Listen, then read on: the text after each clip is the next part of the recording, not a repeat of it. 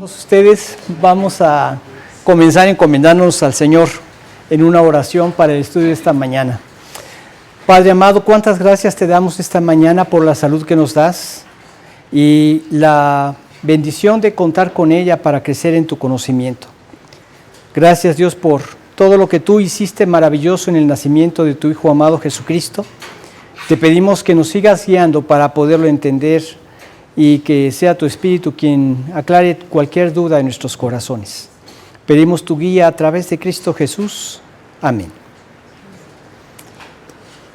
Bien, pues hoy vamos a continuar con nuestro estudio del Evangelio según San Mateo. Estamos viendo, la vez pasada vimos la genealogía. Hoy vamos a platicar algo acerca de este nacimiento divino que fue sumamente extraordinario. Porque así fue la venida del Señor Jesucristo, así tenía que haber sido.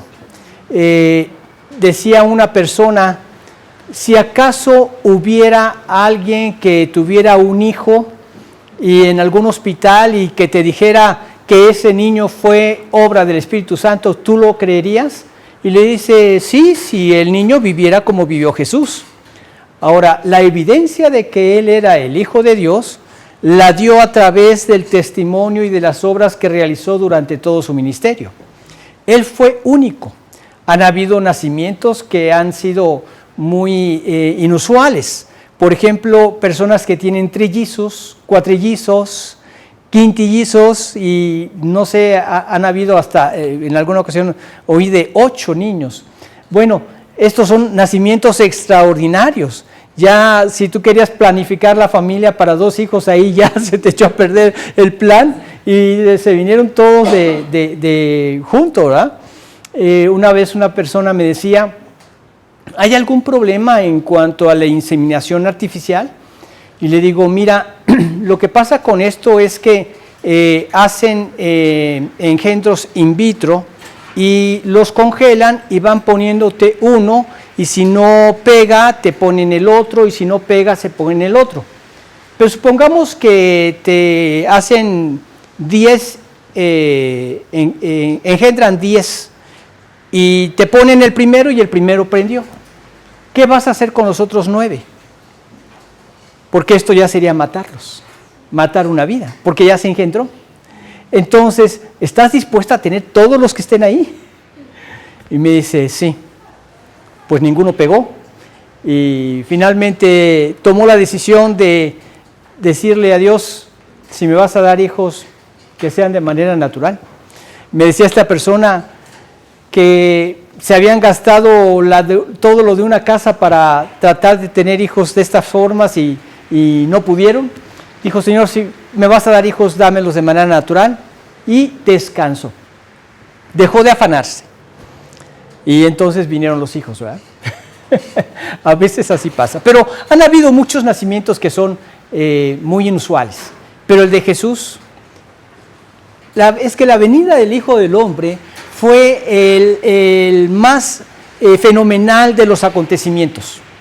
Y por todo lo que implicó, no solamente en el nacimiento, sino todo lo que estaba involucrado en esto, fue sumamente especial. Podemos ver que hay algunas cosas que fueron sumamente inusuales y lo vemos en este pasaje del capítulo 1 de Mateo y vamos a platicar ahora de los versículos 18 al 25. Y dentro de las cosas inusuales vamos a ver que su nacimiento fue algo excepcional. Esto vino del Espíritu. Aunque también el Espíritu había hecho que otras personas engendraran de manera inusual, el nacimiento de Jesús tiene algo más inusual. Por ejemplo, vemos cómo Abraham no tenía hijos y tuvo un hijo de Sara ya cuando él tuvo 100 años. Sara tendría 90 años, él 100 años. Imagínate qué inusual es esto. Pero fue obra del Espíritu. Dios le dijo que iba a tener un hijo y aunque fuera ya una mujer donde había pasado la edad, donde había pasado ya la costumbre de todas las mujeres, ahí fue cuando vino este hijo.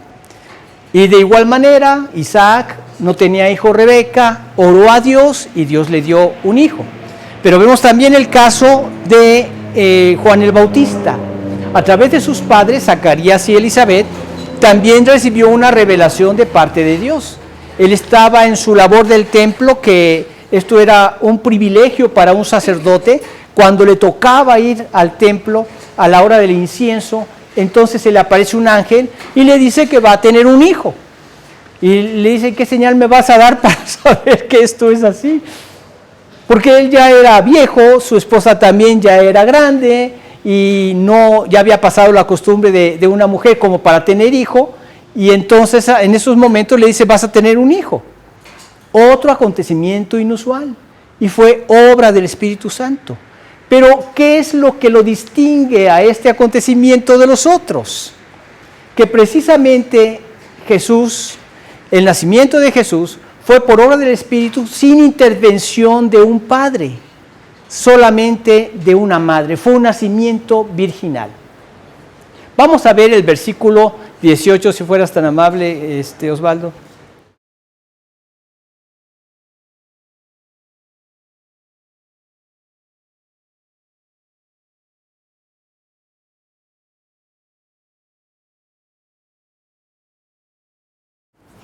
Se halló que había concebido, ¿de quién? Del Espíritu Santo. Ahora, esto era algo que requería de fe y de confianza en Dios. Se le aparece el ángel y le dice a María, muy favorecida, y le dice, vas a tener un hijo, y dice, ¿cómo va a ser esto posible si yo no he conocido varón? El Espíritu de Dios te envolverá y a través de él vas a engendrar un hijo, y será este santo ser que nacerá, será llamado Hijo de Dios. Entonces ella dijo, haga conmigo lo que quiera, sea aquí tu sierva, ¿no? Entonces vemos con todo esto que hay muchas cosas no solo inusuales en cuanto al hecho, sino también en cuanto a la persona, a María. Imagínate que alguien llegara con su prometido ya a punto de casarse, porque las bodas de los judíos en aquella época era así. Primero había un compromiso, luego había un desposorio, que ya se consideraban como esposos, y después ya la boda en sí, que era ya donde se iban a vivir juntos. Ellos estaban en la etapa del desposorio y no se habían juntado. Esto significa que no podían tener hijos todavía. Sin embargo, el hecho de que María estuviera ya encinta, se consideraba un divorcio si se llegaban a separar. O sea, era tan comprometedor este hecho del desposorio que eran considerados ya como esposos. Y cualquier acto de adulterio se consideraba como adulterio porque ya eran considerados como esposos. Entonces, en este acontecimiento, imagínate que a una mujer llegue y le diga a su prometido, estoy embarazada del Espíritu Santo. O que llegue una chica y te diga, mira, ayúdame a orar porque no sé qué me pasó, el Espíritu ha hecho que yo conciba de él un hijo. Pues le dirías, oye, platícame una de vaqueros, más en aquella época que esto nunca había ocurrido. Ahora, cuando esto ocurrió, ¿qué iba a decirle ella a José? Cualquier cosa que le dijera iba a ser objeto de burla. Entonces, ¿qué fue lo que hizo ella? ¿Le dijo a José? ¿Le dijo a sus papás? ¿Le dijo a alguien? Se mantuvo callada. Cuando ella se encuentra con Elizabeth, eran familiares, eran parientes, el niño brincó de Elizabeth en su vientre y fue llena del Espíritu para dar el Magnificat, el que conocemos como Magnificat, que está en la Biblia. Y entonces María le dice, engrandece mi alma al Señor y mi espíritu se regocija en Dios mi Salvador. Y entonces ella acepta que lo que está en su vientre es precisamente el Hijo de Dios y que le fue revelado por el Espíritu a Elizabeth, no porque María se lo haya dicho. Entonces era una situación muy, muy especial, un acontecimiento sumamente inusual. ¿Cómo lo iba a arreglar? Ahora, hay muchos acontecimientos que pasan en nuestra vida que también no son muy normales. ¿Qué hacemos ante esas circunstancias? Conocí a un amigo que él empezó a ser mi discípulo y había una chica que le gustó y empezaron a orar para ver si era la voluntad de Dios que ellos se conocieran y que ellos pudieran culminar en el matrimonio. Pero esta chica tenía dos familiares que estaban ahí que decían que este chico era un hipócrita que nada más estaba viniendo al grupo porque se interesaba en esta chica. ¿Qué iba a decir él? Me dice, ¿qué hago? Porque están murmurando de mí y están diciendo que yo no soy un creyente auténtico y que soy un hipócrita. Yo le dije, le presenté el ejemplo de María y le dije, tú no digas nada. Tú vive para el Señor, que tu testimonio, que la vida, que lo que tú haces, que lo que tú vives, dé testimonio de que eres un auténtico creyente. Y entonces un amigo lo invitó para hacer un trabajo y trabajó con él, le encantó el trabajo y vio su comportamiento todo ese tiempo. Y al final le dice, realmente es mentira todo lo que me habían dicho de ti. ¿Sí? ¿Por qué? Porque me decían que tú no eras un auténtico creyente, que eras un hipócrita. Y ahora veo que sí, realmente eres un auténtico creyente. Él no dijo nada. Dios se encargó de mostrarlo. Entonces hay muchas cosas que nos vemos en esa situación similar. Pero en este caso de Jesús era muy especial. ¿Y qué era lo que lo hacía tan especial? El hecho de que ya estaban comprometidos. Quedó embarazada. ¿Qué le voy a decir a José? ¿Qué va a pasar con mi vida? ¿Qué va a pasar cuando se enteren mis padres? Y la costumbre en aquella época era que cuando una persona hacía esto, cometía un pecado así, tenía que ser apedreada según la ley. Aunque ya en aquella época se habían relajado mucho, existía también la costumbre de que en lugar de apedrearlas, se arreglaba un divorcio, se le daba una carta de divorcio y se disolvía el matrimonio. Sin embargo, acá vemos una situación muy importante también en la vida de José. Yo creo que este pasaje lo que más resalta precisamente es el carácter de José. Se requería en cuanto a María una fe y confianza en lo que Dios iba a hacer. ¿Y quién iba a nacer? El Salvador. El término Jesús significa Salvador, precisamente. Y él estaba determinado a salvarnos de nuestros pecados. Desde que nació ese fue su destino. Él tenía que ser el salvador de nuestros pecados. Entonces, cuando la Biblia se refiere a Jesús, el término significa esto, Salvador. Y cuando se refiere la Biblia a Cristo, Cristo es el término griego de Mesías, que es el término hebreo, y significa el ungido de Dios para ser el Salvador. Ahora, habían tres oficios que requerían el ser ungidos con aceite, y era el oficio de sacerdote, era el oficio del profeta y era el oficio del rey. Todos estos tenían que ser ungidos. Y Jesús reunía los tres títulos en él mismo. Él era sacerdote, profeta y rey. De hecho, cuando vemos ahí en Deuteronomio 18, si fueras tan amable, Sofi, te iba a decir Lucy, Sofi, en Deuteronomio 18, del 15 al 18, vemos cómo Moisés les habla acerca de un profeta que iba a venir y que a él tendrían que oír y a él tendrían que seguir. Y precisamente es Jesucristo, el cumplimiento de esto que dijo Moisés allá en Deuteronomio 18, 15 al 18. Vamos a leerlo.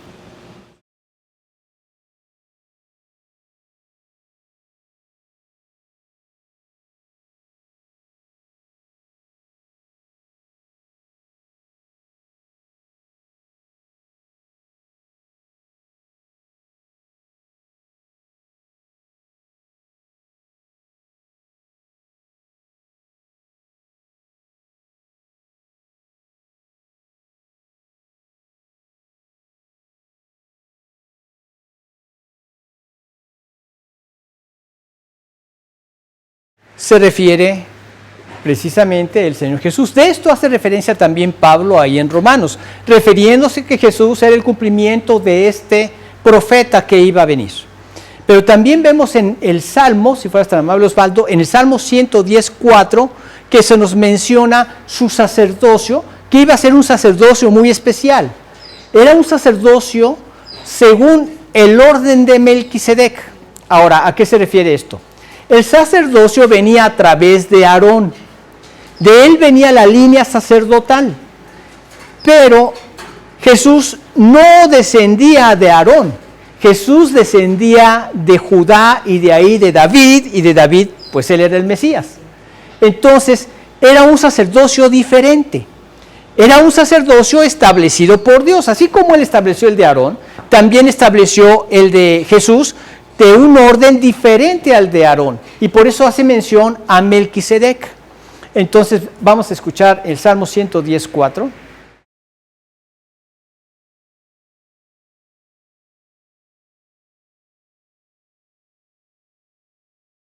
Así es. De Melquisedec no se sabe nada.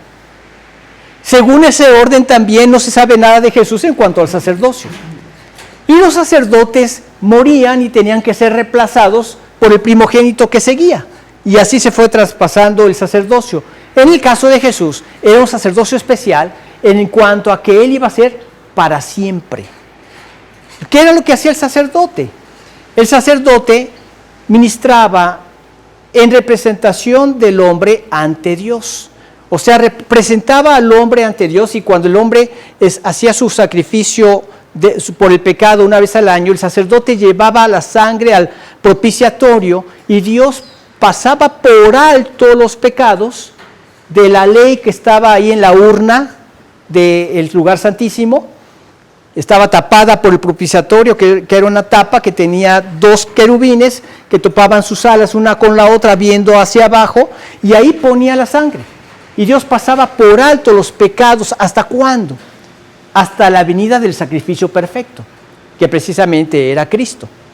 Entonces esto era lo que hacía el sacerdote. Pero moría el sacerdote y tenía que venir otro, y así constantemente, para que se preservara el sacerdocio. Con Jesús, el sacrificio que él realizó fue el perfecto.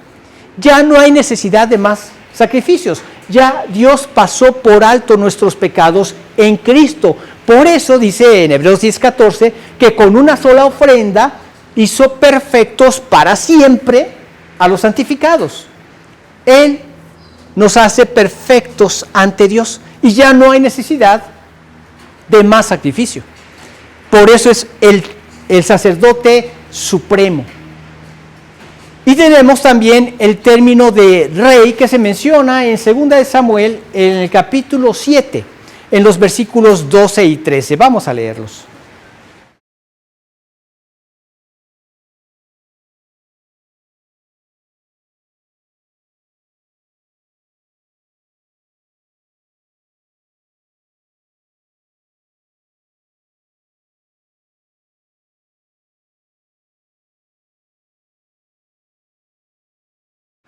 Y afirmaré su reino, y reinará para siempre. Todos los reyes de igual manera, en el pueblo de Israel, morían y eran suplidos por su descendiente. Y así venían reyes y reyes y reyes, hasta que vino el Mesías, que es rey para siempre. Desde que vino y nació la primera vez, era el rey. Y cuando regrese, reinará. Ahora está reinando en el corazón de todos aquellos que nos arrepentimos y convertimos a Dios. Dejamos que Él more en nosotros y reine. ¿Qué significa esto? Él es el Dios, Él es el amo, Él es el rey de mi vida. Tú dices, yo obedezco. Te he rendido mi voluntad, ahora quiero hacer la tuya. Este es el reino que está haciendo en cada uno de los que nos convertimos a Él, y ahorita está extendiendo su reino en este sentido. Pero un día vendrá y reinará durante 1000 años y después por toda la eternidad. Es rey para siempre. Entonces, todas estas características involucra Cristo, el ungido. Ungido como sacerdote, como profeta, como rey. Y Él va a reinar para siempre. Entonces, ¿qué fue lo que hizo Dios a través del nacimiento de Jesús? Del nacimiento por medio del Espíritu. Él se hizo hombre para hacerse uno con el hombre, uno con nosotros. De tal forma que Él vivió como nosotros. En una ocasión una persona estaba escuchando un mensaje de la Biblia en un día de Navidad.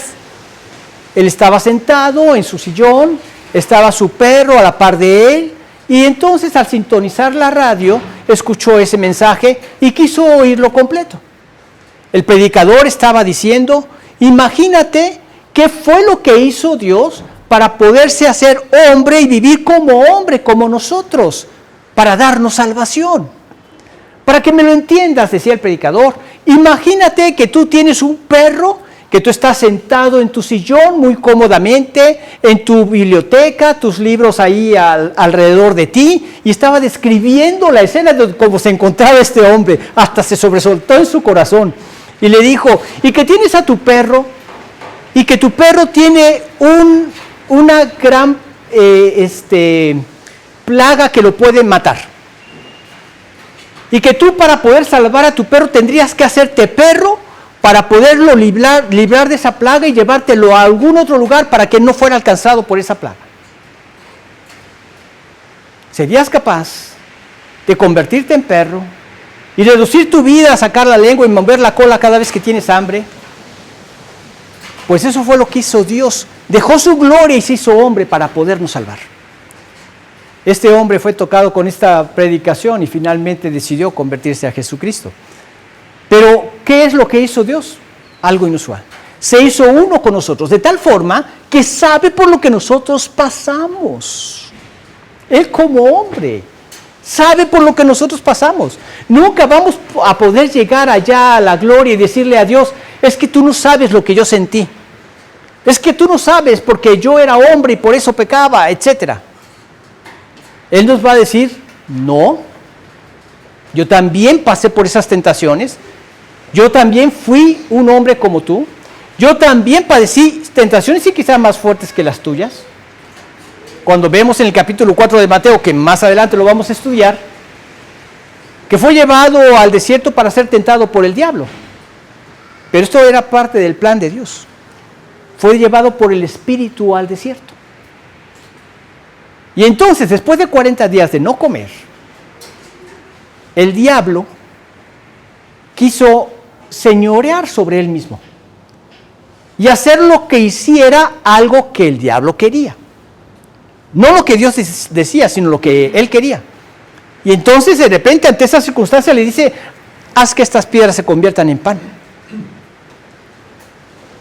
Y entonces él le dice algo que es sumamente importante, citando la palabra de Dios. Y le dijo, escrito está. ¿Te das cuenta de la importancia de la Biblia? De conocer la Biblia, de leer la Biblia. Escrito está. No solo de pan vivirá el hombre. ¿Y qué es lo que sigue? Sino de toda palabra que sale de la boca de Dios, de eso vivirá el hombre. Dicho de otra manera, lo que más tenemos que vigilar, más que nuestro propio alimento, y somos celosos en mantener los 3 tiempos, a menos que estés de vacaciones, ahí te haces 2 tiempos, pero normalmente eres celoso en guardar los 3 tiempos. Más que eso, guarda su palabra. De eso depende tu vida, no tanto de lo que comes, sino más de la palabra de Dios, de lo que vives en la palabra de Dios. Entonces no podríamos decir que él no supo lo que es ser hombre. Él no supo lo que es enfrentar una tentación. 40 días sin comer. Yo me acuerdo haber hecho un experimento. Quise hacer un ayuno para ver qué se sentía, ¿verdad? El primer día fue tomar agua y agua y agua y hambre. El segundo día se acabó el hambre. No había hambre. Todo lo que veía se me antojaba, pero no había hambre. El tercer día y así, después de los 40 días, no es cierto, nada más fueron 3 días. El tercer día fui con el doctor y me vio con una taquicardia y me dice, ¿qué estás haciendo? No, hombre, esto se tiene que hacer así, ya me indicó las cosas que yo no había hecho, ¿verdad? Agua mineralizada y bueno, un montón de rollos que hay que ver ahí. Pero lo que más se me antojaba, pasaba por una panadería, no, hombre. La nariz se me hacía de elefante para oler el pan. Hasta quería comerlo, ¿verdad? Lo que más se te antoja es un pan. Haz que estas piedras se conviertan en pan. Una tentación grande. Todos estos reinos te daré si postrado me adorares. sacándole la escritura nuevamente, al Señor tu Dios adorarás y a Él solo servirás. Lánzate de esta piedra, de este pináculo del templo, porque escrito está. Él también le sacó la Biblia, pero mal usada.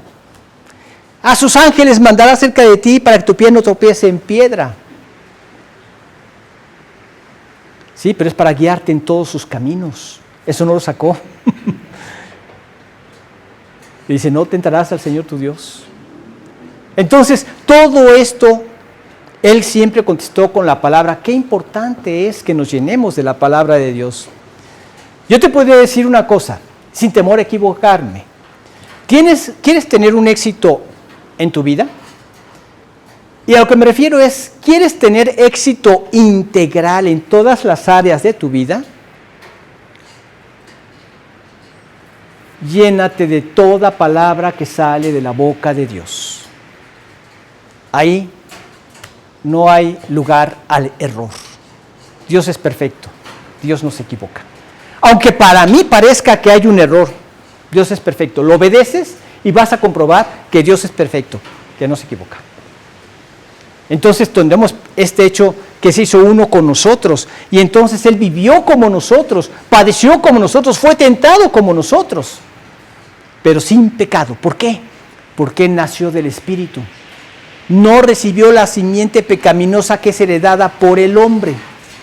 Por eso, cuando habla acerca de la circuncisión, y que lo usa después Pablo para hacer ver que es una circuncisión en espíritu, quitar el cuerpo pecaminoso carnal para vivir ahora en el espíritu, se usa este término precisamente porque es el hombre el que transmite esa vida de pecado. Y así continúa la generación tras generación, ¿verdad? Entonces todos necesitábamos de ese nacimiento, de ese Salvador, de ese nacimiento especial, de ese nacimiento que fue el más formidable, porque fue del Espíritu. Pero también su nacimiento causó una gran crisis, y es aquí donde entra José. Vamos a leer los versículos 18 y 19. El nacimiento de Jesucristo fue así.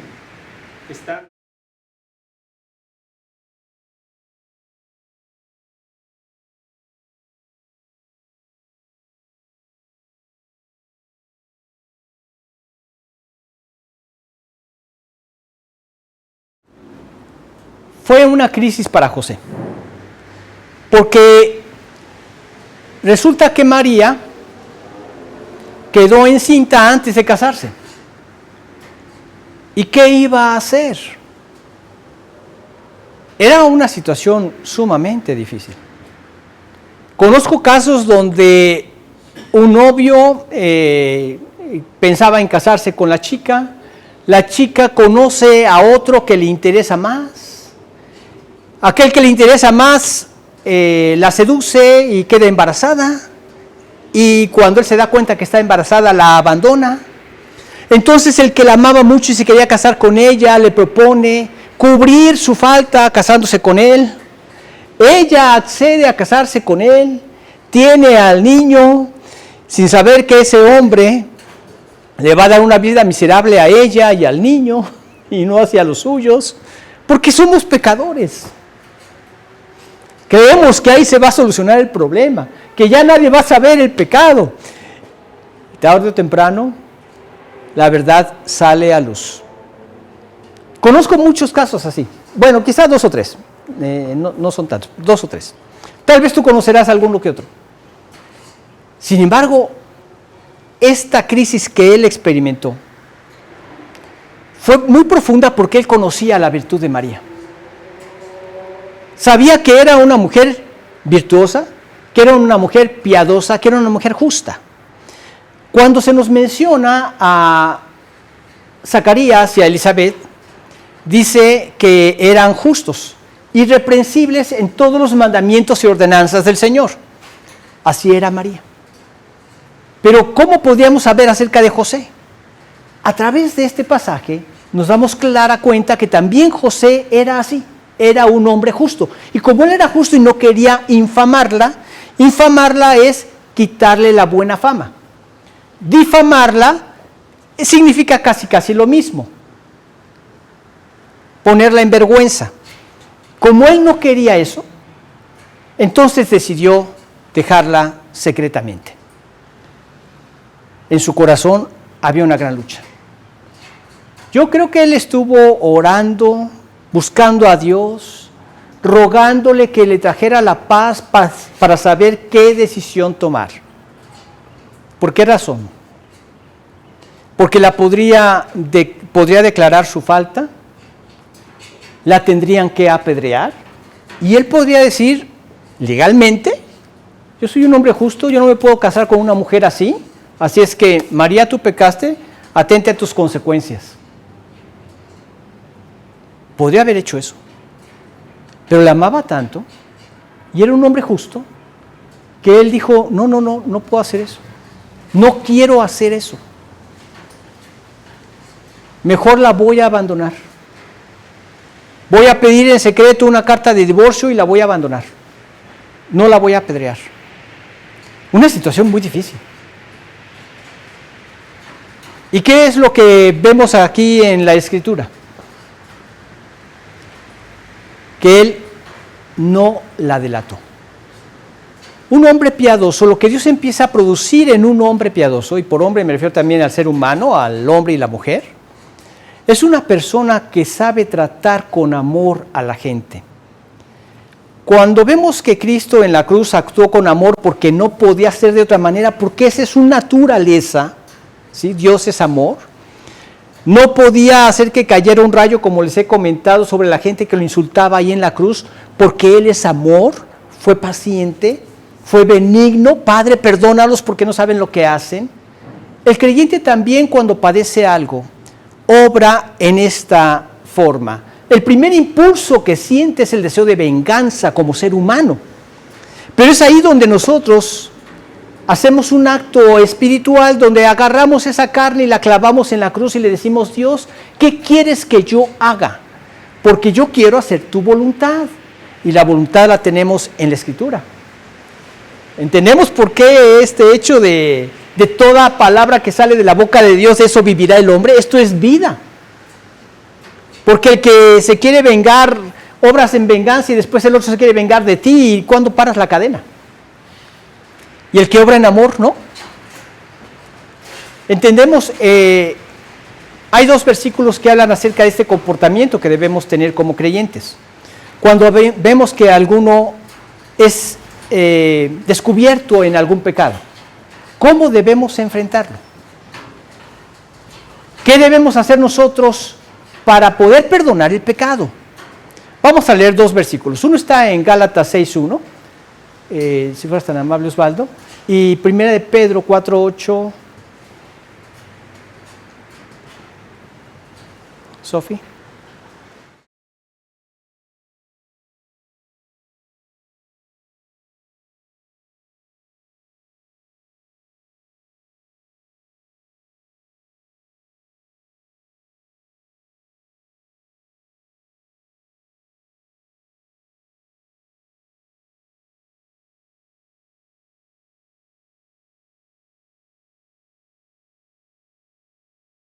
¿Te das cuenta de los parámetros que nos da para poder exhortar a aquel que ha caído?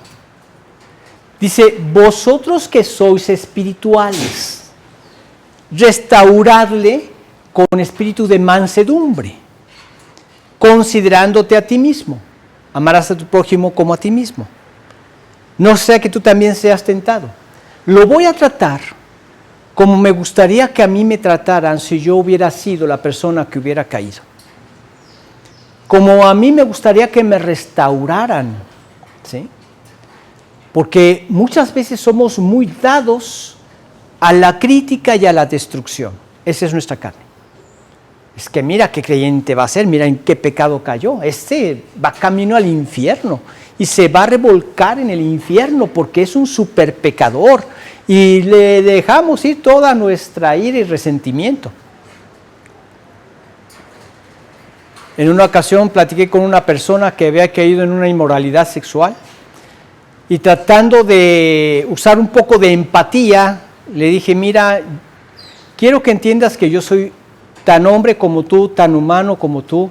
Y me dice, de veras, ¿verdad, Memo? Es que las mujeres... No me confundas, le digo.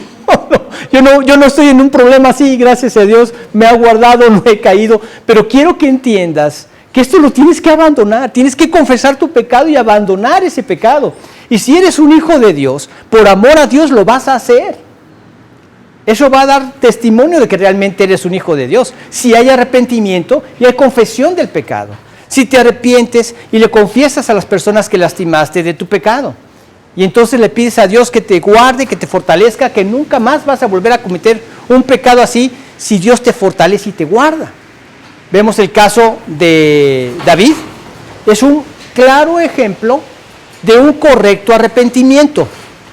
Estos salmos penitenciales, que así se conocen porque son los salmos donde se confiesa el pecado y se arrepiente, el que descuella a todos los demás, el que sobresale de todos los demás es el Salmo 51. Y ahí vemos que él dice, ten piedad de mí, oh Dios, conforme a tu misericordia. Apeló a la misericordia de Dios. Conforme a la multitud de tus piedades, borra mis rebeliones. O sea, fue un verdadero arrepentimiento y clamor a Dios por limpieza. A él se los dejo de tarea para que lo lean. Pero esta es la actitud correcta que debemos tomar como creyentes, como personas. Y es así como tenemos que exhortar a las demás personas, con ese espíritu de mansedumbre, viviendo en amor. Porque el amor te permite, es el único que te permite perdonar de una manera correcta. Leamos 1 de Pedro 4:8.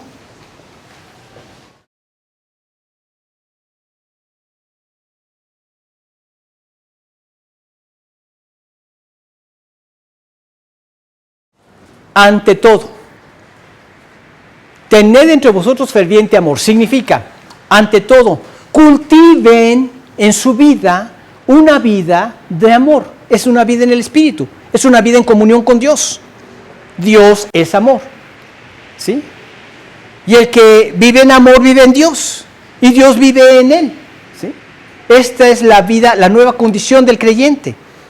Y esa clase de amor, que todos lo sufre, lo cree, lo espera, lo soporta, etcétera, esa descripción, ese es el amor al que se refiere el Señor. Esa clase de amor cubrirá multitud de pecados. ¿Por qué? Porque no hemos salido de este mundo. Seguimos en contacto con este mundo, contaminado, con la gente de este mundo, caída, pecaminosa, y necesitamos vivir en ese amor para podernos liberar en nuestro corazón de cualquier cosa que pueda traer sobre nosotros resentimiento, culpa, dolor, dejándolo en la cruz. Lo perdono y lo dejo en la cruz. Y cada vez que me viene la idea nuevamente, lo perdono y lo dejo en la cruz. Y Señor, tú eres el juez justo. Tú te encargarás de arreglar estos corazones que están mal. Tú te encargarás de quebrantar a este que aún no te conoce. O tú te encargarás de hacerle ver a este creyente que cayó de su pecado y que vuelva a tu comunión. Pero lo dejamos en oración. Dios es el Todopoderoso. Y si Dios no cambia un corazón, no existe poder alguno que lo haga, ¿sí? Puede consultar al más grande psicólogo, psiquiatra, al más grande motivador o de aquellas personas que se dedican a hablar de pensamiento positivo, etcétera. Esa persona nunca va a cambiar. Si no es Dios quien cambia a una persona, no hay poder alguno que lo pueda cambiar. Y solamente Dios puede transformar el corazón del raíz, ¿sí? Sobre toda cosa guardada, guarda tu corazón porque de él mana la vida. Él es el que cambia el corazón. De una vida de egoísmo y de orgullo a una vida de amor, de santidad, de comunión con Dios. Y entonces José pudo actuar así porque era un hombre piadoso y no quería infamarla. Y entonces la trató como él hubiera querido ser tratado, la perdonó en su corazón, le dolió mucho y decidió llevar su carga, pero no dejar caer el peso de la ley para destruirla. Tremendo, ¿verdad? Tremendo el carácter de José. Sin embargo, su nacimiento también requería de una revelación especial, o diríamos sobrenatural. Leemos los versículos 20 y 21. Y pensando él en esto,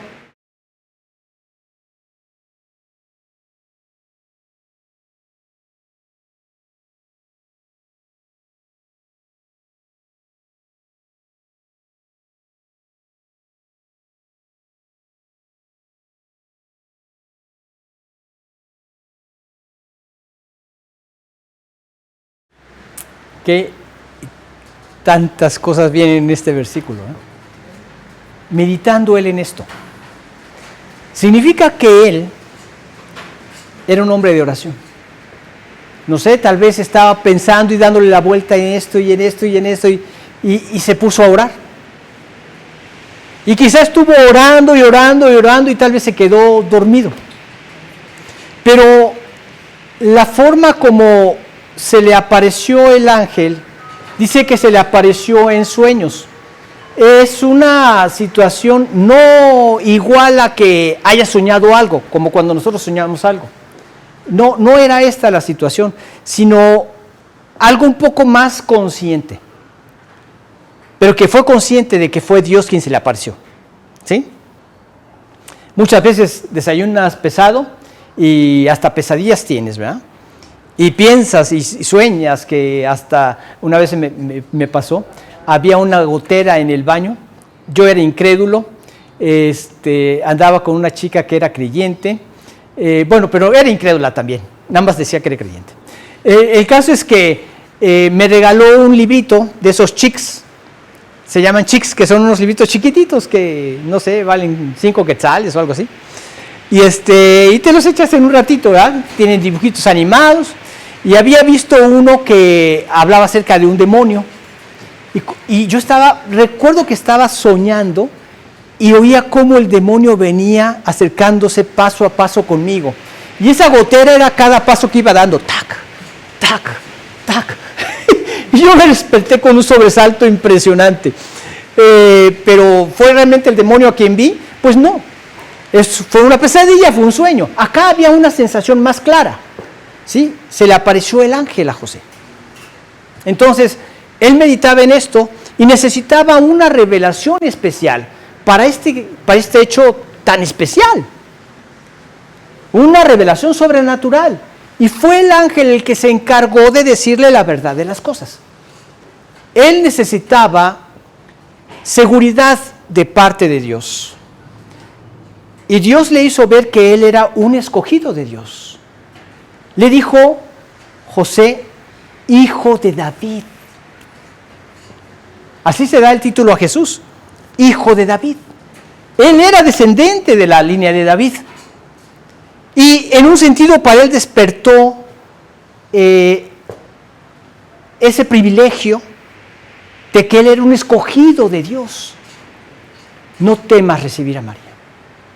Entonces, él necesitaba seguridad de que era una persona escogida en todo este plan, a través de este término. Él necesitaba ser guiado a través de una revelación especial para poder tomar a María y recibirla como su mujer, a pesar de esas circunstancias, estar esperando a un bebé. Tenía que ser una guía especial, sobrenatural, y fue revelado por el ángel, no temas recibir a María. Él necesitaba una explicación acerca de esta crisis, acerca de estos hechos. Y le dice, el niño es alguien que ha sido producto del Espíritu Santo. Todo este hecho no hubo intervención de un hombre. Todo esto proviene del Espíritu Santo. Tenía que ser la revelación de Dios. ¿Cómo podría creerle él a María? Imposible. No lo hubiera creído. Por muy santa que le hubiera dicho, no lo hubiera creído. ¿Quién lo hubiera creído? ¿Yo? No. Pero le reveló el Espíritu y le dijo, lo que en ella hay es obra del Espíritu. Y tenía que ser revelado quién es este santo ser también de una manera especial. Y se lo reveló. Este ser está destinado a salvar. Le vas a poner por nombre Jesús, Salvador, porque Él salvará a su pueblo de sus pecados. A su pueblo de sus pecados. ¿Quién es ese pueblo? Judíos y gentiles que se han convertido a Él. A nosotros nos salvó de nuestros pecados. ¿Por qué a los otros no? Porque quieren seguir en su vida de egoísmo y de pecado, independientes a Dios, porque han rechazado el sacrificio de Jesucristo. Pero más a todos los que le recibieron, a los que creen en su nombre, dice en Juan 1:12, les dio potestad de ser hechos hijos de Dios. Y leemos en 1 de Pedro también 2, 9 y 10, vosotros que en otro tiempo no erais pueblo, pero que ahora sois pueblo de Dios, que en otro tiempo no habéis alcanzado misericordia, pero ahora habéis alcanzado misericordia. Nosotros somos el pueblo de Dios y hemos sido salvados por Él. A eso vino, a salvarnos de nuestros pecados. Él salvará a su pueblo de sus pecados.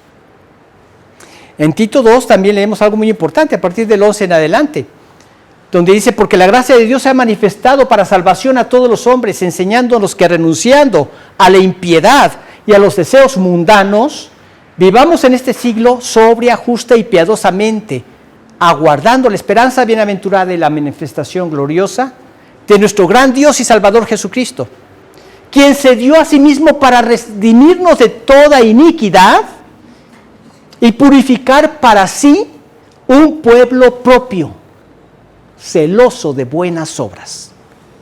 Un pueblo propio, somos su pueblo. Y eso nos caracteriza como su pueblo. Por eso el Señor decía, por sus frutos los conoceréis. Al leer este pasaje te das cuenta, sí Señor, yo soy parte de tu pueblo, gracias por lo que has hecho con la salvación que me has dado y la transformación que estás realizando de mi corazón. Soy tu pueblo, Señor. Él salvará a su pueblo de sus pecados. Entonces, qué tremendo y qué especial la revelación que Él tuvo, que no había otra forma en que Él pudiera aceptar todas estas circunstancias y toda esta crisis que había llegado a su vida. Sin embargo, también su nacimiento fue el cumplimiento de la profecía. Dios lo había anunciado desde antes. Allá en Isaías, alrededor de más de 500 años antes de Cristo, le había dado esta revelación en Isaías 7:14 en cuanto al nacimiento virginal y en cuanto a lo que significaba este ser que iba a nacer, que era Emmanuel. Emmanuel no es un nombre, era un título de lo que iba a hacer, ¿sí? Por eso dice Jesús, y por eso dice Emmanuel más adelante, refiriéndose que significa Dios con nosotros. Lo vamos a leer más adelante. Pero vamos a leer en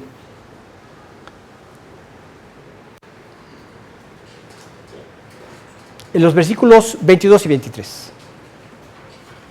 Todo esto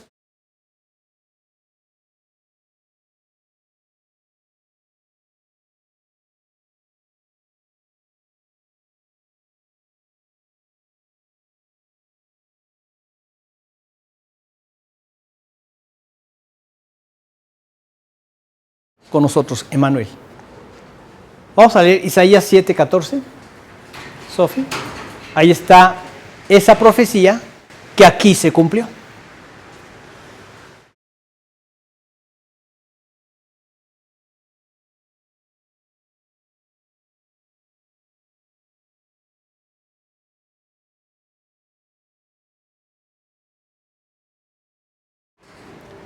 He aquí que la Virgen concebirá y dará a luz un hijo y llamará su nombre Emmanuel. El cumplimiento de esta profecía se estaba dando en este momento y es revelado por el ángel. Y entonces José tenía que entender que aquí se estaba cumpliendo en cuanto al nacimiento virginal de Jesús. He aquí que la Virgen concebirá y dará a luz un hijo. Tal como estaba previsto. Entonces, ¿cómo iba a ser? ¿Qué iban a hacer? Pues Dios permitió todas estas circunstancias para que se llevaran a cabo las profecías. Tenía que nacer en Belén. Así estaba profetizado en Miqueas 5:2. Pero tú, Belén, Efrata, pequeña para estar entre las familias de Judá, de ti me saldrá el que será Señor en Israel. En Belén tenía que nacer. Ellos no vivían en Belén. Tuvieron que ir a Belén debido a un censo que se estaba realizando y cada persona tenía que ir a la tribu de donde pertenecía y ahí se hacía el conteo. Y por eso tuvieron que ir a Belén y en el momento en que ya iba a dar a luz y dio a luz ahí en Belén. Y como no había lugar para ellos en el mesón, todo estaba lleno porque toda la gente perteneciente a estas familias tenían que llegar ahí. Si hubiera sido donde vivían, no hubieran nacido en estas circunstancias. Y nació en un pesebre. Y su nombre iba a ser Emmanuel, Dios con nosotros. Y cuando Jesús vino, lo vimos como Dios en medio de nosotros. Vamos a ver 2 versículos para aclarar esto. Ahí en 2 Corintios 5:19 y en Osvaldo, y en 1 Juan 1:2, Sofi.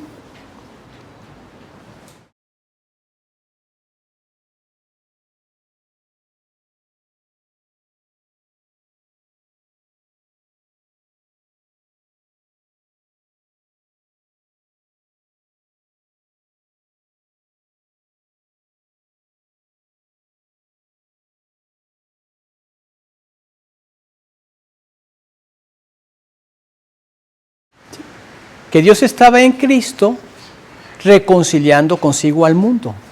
Dios con nosotros. Cristo. Dios estaba en Cristo. Emmanuel. Cristo es Dios. Dios con nosotros. Leemos en 1 Juan 1:2.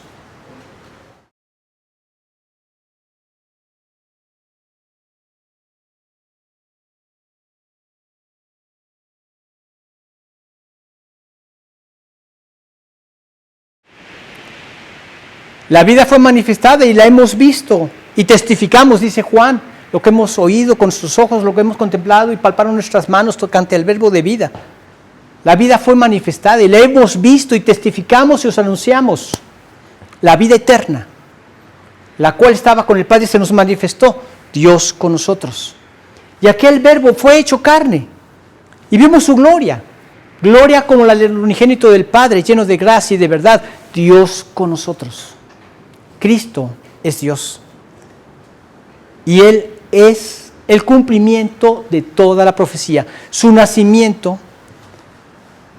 es especial también en este sentido. Él es Dios, demostrado por todas las formas, pero el nacimiento fue muy inusual, muy especial. Dios con nosotros. Finalmente también su nacimiento originó una gran obediencia que también resalta el carácter de José. Vamos a leer los versículos 24 y 25. Y despertando José del sueño, hizo...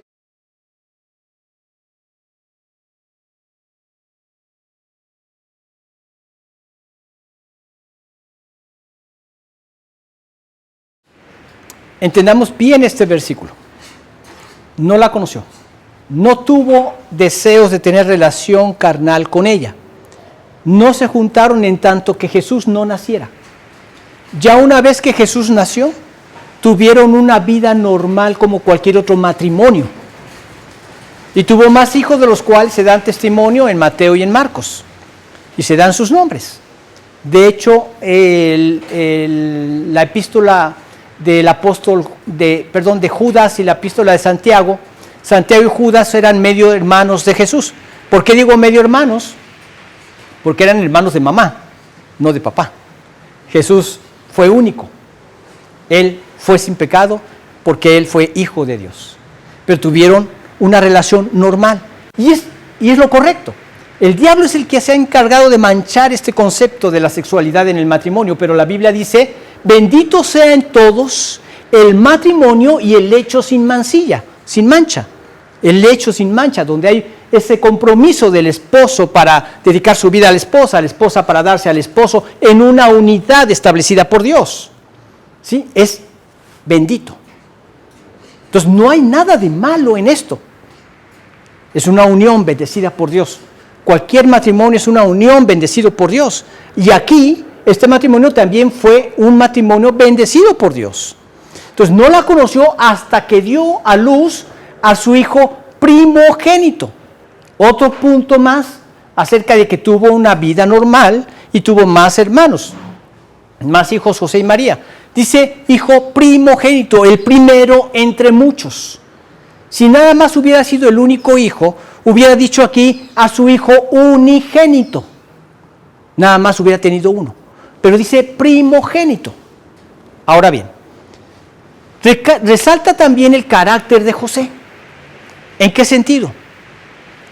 De que él la recibió a pesar de que María estaba encinta antes de casarse. ¿Qué conllevaría esto? En su pueblo, entre su gente, cuando oímos que Jesús está argumentando con los judíos acerca de que ellos son de su padre y Cristo es de su padre, y le dicen, nosotros no somos nacidos de fornicación, le dicen a Jesús. Esto es porque se había divulgado este hecho. Y lo acusaban precisamente de ser un hijo ilegítimo, un hijo de fornicación. José cargó con esto. La recibió a pesar de eso. La recibió a pesar de las críticas que todo esto generaría. De que lo tacharían como un sin carácter, como alguien inferior, que no sentía que su piedad y su dignidad merecía a una mujer virgen, etcétera, etcétera. Estoy hablando de todo lo que se manejaba en aquella época, ¿verdad? Todos estos estigmas no le importaron. A pesar de esto la recibió. La recibió a pesar del relato increíble de la historia. ¿Cómo les iba a decir a la gente? ¿Qué les iba a contar a la gente? Quizá lo contó con sus más allegados, con gente piadosa, con Zacarías, con Elizabeth, con Juan el Bautista, con la gente más allegada a él. Quizá eso lo contó José. Pero a pesar de todo eso, él la recibió. Él la trató con misericordia, con bondad, con ternura, a pesar de sentir que su corazón se revolvía. Y Dios trajo paz en su momento. La revelación fue clave, porque pudo traer paz. Quizá cuando él pensaba dejarla, la pensaba dejar, pero no sin perdonarla. La perdonó en su corazón, como alguien que también necesitó el perdón de Dios, como alguien que también había sido perdonado. Y él la perdonó. Con la revelación quedó súper arreglado el asunto en su corazón. Pero todo esto fue una gran obediencia a Dios de decirle, sí Señor, voy a obedecer a pesar de todo esto. Pero más que todo esto, ¿qué voy a hacer como padre del Hijo de Dios?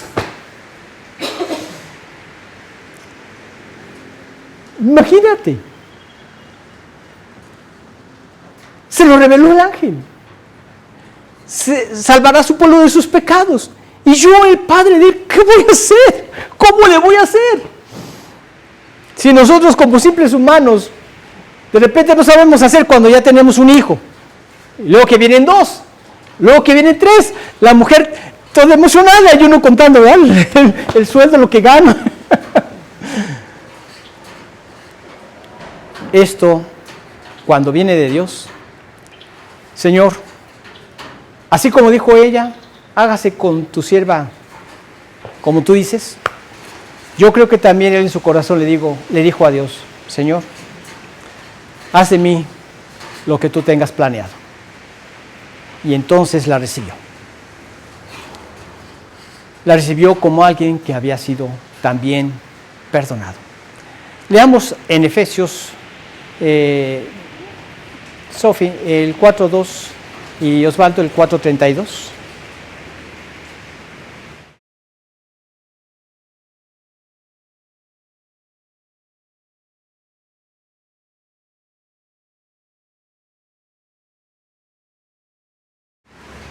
Con toda humildad y mansedumbre. Él así estaba determinado a recibirla. Soportándoos con paciencia los unos a los otros en amor. Esa es la clave. Si no está el amor, no es posible. ¿Está Cristo en tu vida? Hay amor. Y en Efesios 4.32.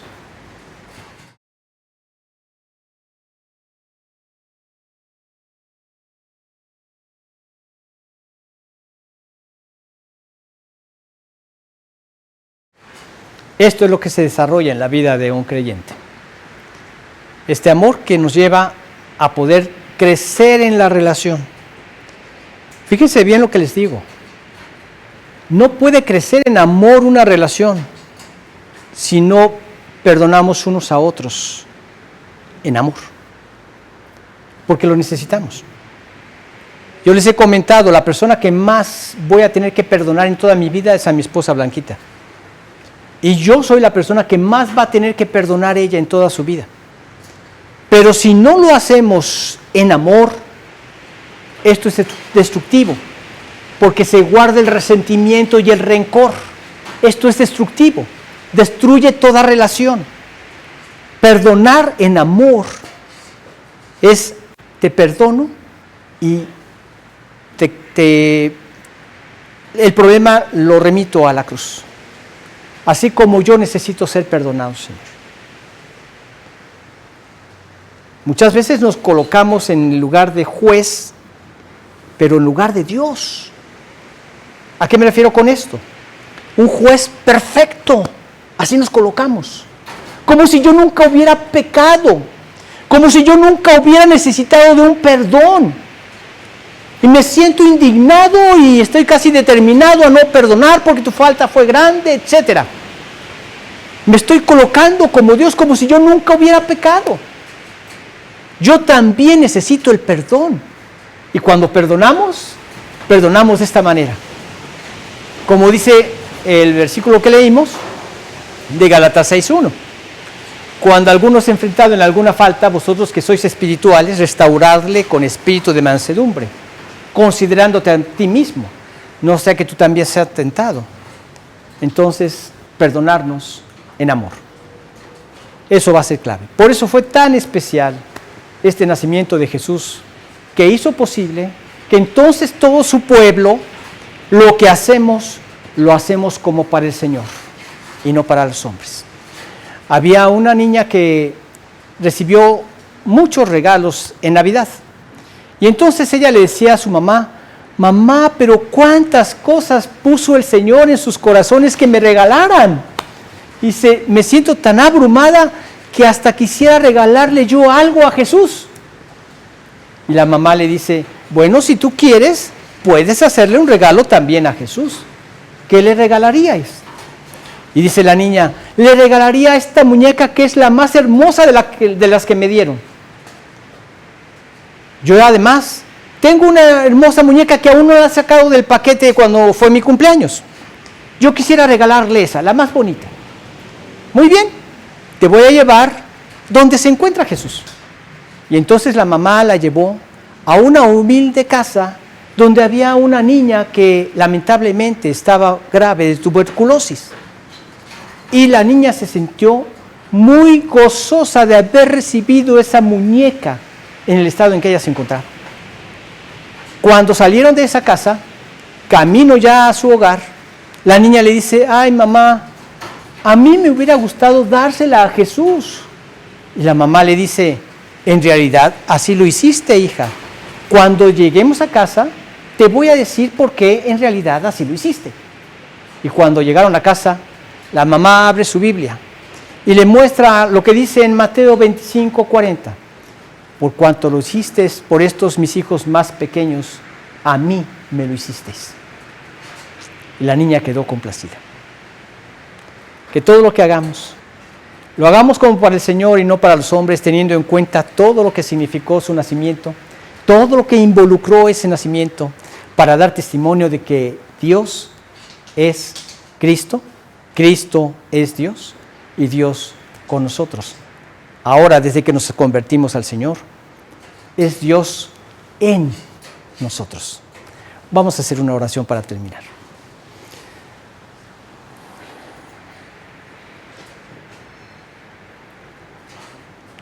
Qué grandioso es este hecho que tú lograste, Señor, al desprenderte de tu amado Hijo para darlo por nuestros pecados.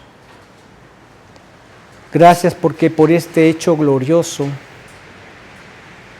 nos limpiaste de todos nuestros pecados y nos has dado la gracia no solo de relacionarnos contigo, sino también de poner tu mismo Espíritu en nosotros.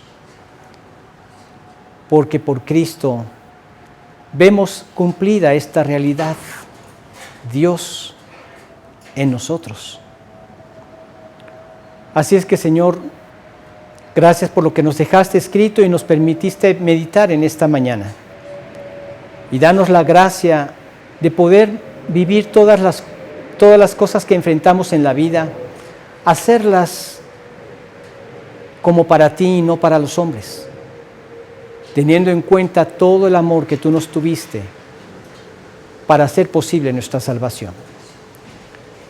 Y danos la gracia que con un testimonio así podamos alcanzar a aquellos que todavía siguen viviendo en sus propias tinieblas, en sus propios deseos egoístas, en su propio orgullo, en su propia perdición. Sabemos que la única esperanza para ellos es precisamente este mensaje de salvación. Danos la gracia de podérselos llevar y atraer a otros a ser parte de tu pueblo. Gracias por este día, Señor. Y síguenos guiando a través de lo que vamos a estudiar de este Evangelio hermoso, según San Mateo. En nombre de Jesús te lo pedimos. Amén. Solamente les recuerdo, no son varios evangelios, es un solo evangelio, ¿sí? Los 4 evangelios es lo mismo, con diferente enfoque, pero es un solo evangelio. Las buenas nuevas de salvación, ¿verdad? Bueno, pues que Dios los bendiga, que tengan un excelente domingo. Y primero Dios, nos vemos el próximo domingo. Solamente aclarándoles que vamos a tener nuestra reunión de matrimonios. Voy a mandarles el calendario. Ya me hizo el favor Yorgos de sacarlo, juntos lo sacamos. Y el de matrimonio se lo vamos a mandar por el WhatsApp de Fortaleza Espiritual. Si alguno no está en el WhatsApp, me lo podría decir y lo incluimos para que también les llegue. Y lo que pensamos hacer ahora es mandarlos al principio de mes, o sea, unos días antes del mes, para que así lo vayan teniendo presente, porque cuando he mandado el completo del año, de repente llega a noviembre, diciembre y no saben dónde quedó guardado. Tienen tanto en el WhatsApp de Fortaleza Espiritual que le hacen así y primero se gasta su dedo que encontrarlo. Entonces, para que lo tengan presente. Es muy fácil, solamente uno le pone la estrellita y ya uno...